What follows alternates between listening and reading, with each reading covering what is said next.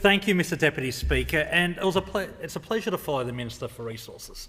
I say that honestly because he is enthusiastic about the sector. He absolutely is. There's actually many problems with his contribution, but the one I want to pick up is he spent 10 minutes talking about the resources sector in the context of a commitment to net zero emissions by 2050, and he didn't mention once any of the economic opportunities from the transition. He didn't mention battery manufacturing and inputs like lithium mining. He didn't mention hydrogen or the opportunities there. He concentrated on the staples, and they're very important, of coal, gas and iron ore, and they're all very important and have a great role into the future in different time frames, but he didn't mention the future opportunities once. And that shows the poverty of thinking on the other side on this issue.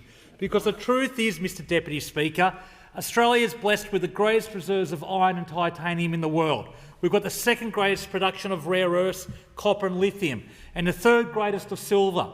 We have all the critical inputs into batteries, electric vehicle manufacturing and the broader clean energy industries. We've got the highest solar radiation per square metre in the entire world, and we've got great wind and wave resources.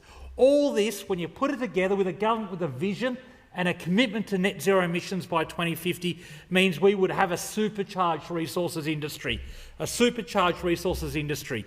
We'd be the home of clean tech manufacturing for the world.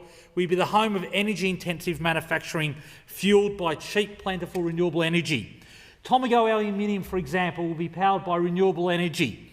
We'd have clean steel centred in the Hunter again. Newcastle would be the real steel city again, unlike pretenders. We will be the centre of hydrogen production for the world. All these are the potential that we have if we have a government that embraces net zero, embraces action on climate change and is not held hostage by the troglodytes in the National Party route. And we're backed up, in that opinion, by many leading corporates, none of them renowned as left-wing communists, no one renowned as Balmain basket weavers. We've got Rio Tinto, who's committed $10 billion to halving emissions by 2030, including looking at 1 gigawatt of new renewable energy. BHP, net zero emissions by 2050. Minerals Council, net zero by 2050. BCA has found that reaching net zero emissions by 2050 will boost economic growth by $890 billion and create an additional 195,000 jobs. An economic study by Accenture, supported by BCA and the ACTU, called Sunshot, found that Australia could be a clean energy export superpower by 2040 that will produce 395,000 additional jobs and an extra $89 billion in new exports. That is the potential if we embrace it, if we're not scared of the future like those opposite. Instead, under this woeful government that is tearing itself apart over climate right now, we are faced with being the Rust Belt of the Asia-Pacific. We'll face carbon border tariffs hitting Australian farm products, Australian resources and Australian manufactured goods, all because of the climate wars that they're perpetuating. Because we've got a Deputy Prime Minister who rejects the stance of BCA, BHP, Rio, because he says they don't live in his electorate. He'd rather represent the miners of Muswellbrook, not corporates.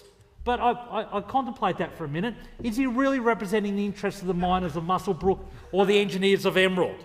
Because I don't think he is. I actually think he's representing one particular mining industry figure, a person who lives a bit further afield than Muswellbrook or Emerald, a person, let's just call them Gina from Perth. Gina from Perth, who wants Australian workers to earn $2 a day. $2 a day. A person who gave a speech at her old school denying climate change. This is the person the Deputy Prime Minister gets his policy advice from. And not a surprise, since only 4 months ago she put on a $10,000 a head fundraiser for the Deputy Prime Minister in her own home, who tried to give the Deputy Prime Minister $40,000 in cash through a made-up agricultural award. A woman who flew the Deputy Prime Minister on a private jet for a holiday in India in 2011. This is the one person in the mining industry that the Deputy Prime Minister actually listens to. This is the one person he is sacrificing the future of our country, the economic potential of our country, the hundreds of thousands of clean energy jobs that we could grab, all to sacrifice the 0% of billionaires that live in his electorate. This is the sad fate of climate policy and energy policy under this government. They listen to the wrong people.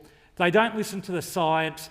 They're guided by narrow sexual interests rather than embracing the true economic future that this country can have if only we had a government with vision, commitment and rational common sense.